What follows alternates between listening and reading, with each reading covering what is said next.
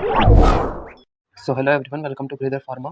तो जैसा कि आपको पता है कि हमारा रेलवे फार्मासिस्ट का पेपर हो चुका है, जो कि कंडक्ट हुआ था 18 to 13 अप्रैल, ठीक है, 2025 तक, ठीक है ना। ये पेपर हमारा 2025 तक चला था। तो इसमें बेसिकली हमारा आरआरबी फार्मासिस्ट कवर हो गया था, जिसमें पैरामेडिकल में बहुत सारी वैकेंसीज थी, जिसमें डाइटिशियन,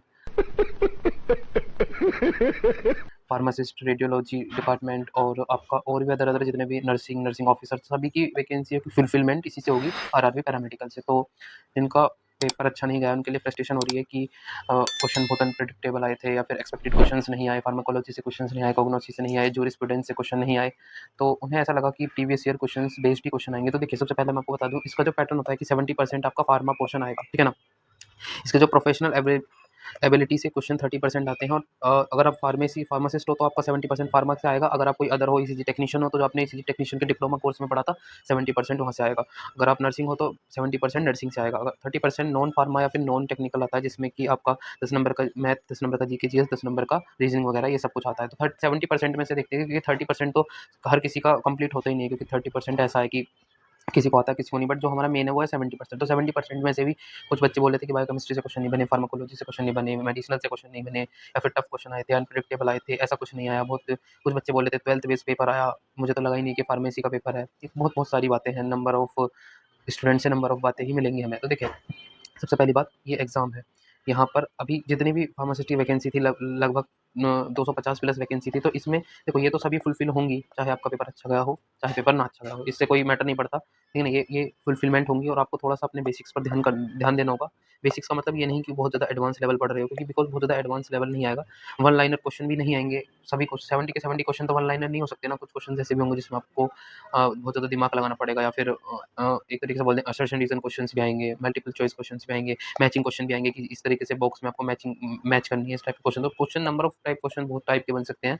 तो मैं आपको इसके रिगार्डिंग एक जानकारी और देने आया हूँ कि अब जो हमारा government of India, ministry of railway है, इनका जो नोटिफिकेशन था, ये जैसा कि इन्होंने बोला था कि जनवरी से मार्च के बीच में हम एएलपी, असिस्टेंट लोको पायलट की भर्तियाँ निकालेंगे, जो कि इन्होंने होपफुली निकाल दी है, ठीक है ना। मार्च अप्रैल में ये भर्तियाँ आ चुकी हैं, जो कि 2025 की थी, क्योंकि न्यू कैलेंडर है 25 का। यहाँ पर आप देख सकते हैं, ये पब्लिश हुआ था अराउंड अक्टूबर नवंबर में 2025 के लिए। ये रहा सब एनुअल कैलेंडर फॉर 2025 आरआरबी, मतलब रेलवे रिक्रूटमेंट बोर्ड के लिए। तो 24 का एग्जाम हो गया, 24 का अब 25 का एग्जाम आने वाला है, तो हमें प्रिपरेशन भी उसी करनी होगी। इसके बाद जो आपकी टेक्नीशियंस की भर्तियाँ आएंगी, वो आएंगी अप्रैल से जून के बीच में। देखो, हमेशा ध्यान रखना, ये डेट थोड़ा सा आगे ही हो सकती है, पीछे नहीं होंगी, क्योंकि अभी पिछला वाला जो, देखो, यहाँ पर NTPC, non technical popular categories, 12th level और ग्रेजुएशन लेवल दोनों अलग ही होते हैं। इन दोनों के एग्जाम अभी नहीं हुए हैं, जबकि पैरामेडिकल का एग्जाम लास्ट में दे रखा है, ये पहले ही हो गया है, ठीक है ना, इस बार 2024 में। तो ऐसा नहीं है कि ये 2025 में पहले ही होगा, क्योंकि अभी 24 वाला एनटीपीसी नहीं हुआ है। अब इसके बाद 24 का एनटीपीसी का नंबर है, उसके बाद न्यू कैलेंडर तब से स्टार्ट होगा, फिर उसके बाद ग्रुप डी की भर्ती आएंगी। तो अभी बहुत जल्दी ये पेपर नहीं होने वाला है। इन्होंने एक्सपेक्टेड डेट, मैं आपको बता देता हूँ एक्सपेक्टेड डेट इन्होंने क्या दे रखी है। देखो,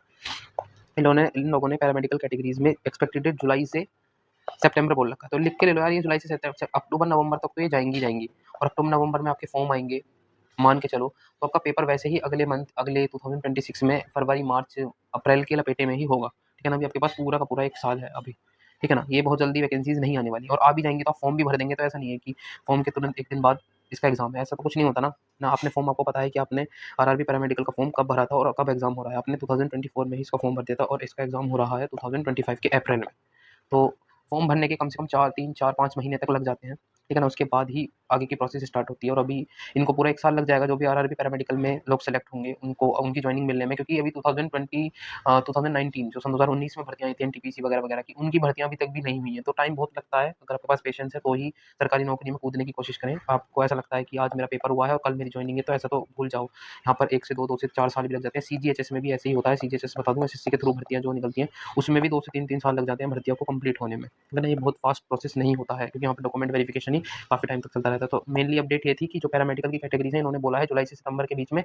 तो जुलाई से आप सितंबर मान सकते हो, सितंबर में चलो इन्होंने डाल भी दिया, इन्होंने फॉर्म भरा भी लिए, तो फॉर्म के फिर भी 4 महीने तो ये कम से भी कम लगेंगे भाई, ठीक है ना। एकदम ऐसा नहीं होता है कि फॉर्म भरा और तुम्हारा एग्जाम है कल, ऐसा नहीं होने वाला कभी भी। क्योंकि अभी ये देख रहे हो, एनटीपीसी 2024 का नंबर नहीं लगा है, बिना ग्रेजुएशन का पेपर हुआ है, ना ही ग्रेजुएशन वाला, ना ही 12th बेस वाला। तो पहले इन्होंने पैरामेडिकल करा लिया। क्यों करा लिया? क्योंकि इन्हें पता पैरामेडिकल में मुट्ठी भर से बच्चे होते हैं, जो कि इन्होंने 3 दिन में ही कंप्लीट करा ली मल्टीपल शिफ्ट्स में। पर एनटीपीसी के एग्जाम में कम से कम 30 दिन चाहिए, कम से भी कम 1 मंथ एग्जाम चलता है भाई। इतने लोग ग्रुप डी का एग्जाम कंडक्ट कराने में कम से भी कम, आपने भी रिसेंटली न्यूज़ सुनी होगी, 1 करोड़ 8 लाख फॉर्म आए हैं ग्रुप डी में, तो इसके पेपर को कराने में आरआरबी की हालत ख़राब होगी और कम से कम उसे 1.5 से 2 महीना लगेगा, क्योंकि इतना आसान नहीं है 1 करोड़ लोगों का फॉर्म भरवा के और उसको पेपर को कंडक्ट कराना। इसके बाद आगे देख लेते हैं। देखो इन्होंने फिर से क्या बोला है, 2025 में लेवल 1 की जो भर्ती आएंगी अक्टूबर से दिसंबर के बीच में पब्लिश होगा, तो ये मान के चलो मे बी दिसंबर 2025 या जनवरी 2025 में इसका ब्रोशर ये रिलीज करेंगे, मतलब फॉर्म भरवाएंगे और इसका पेपर ऐसे ही जाएगा जुलाई अगस्त में, क्योंकि इतनी जल्दी इसका पेपर नहीं होने वाला है, ठीक है ना। तो आपके पास बहुत इनफ टाइम है, बहुत सारे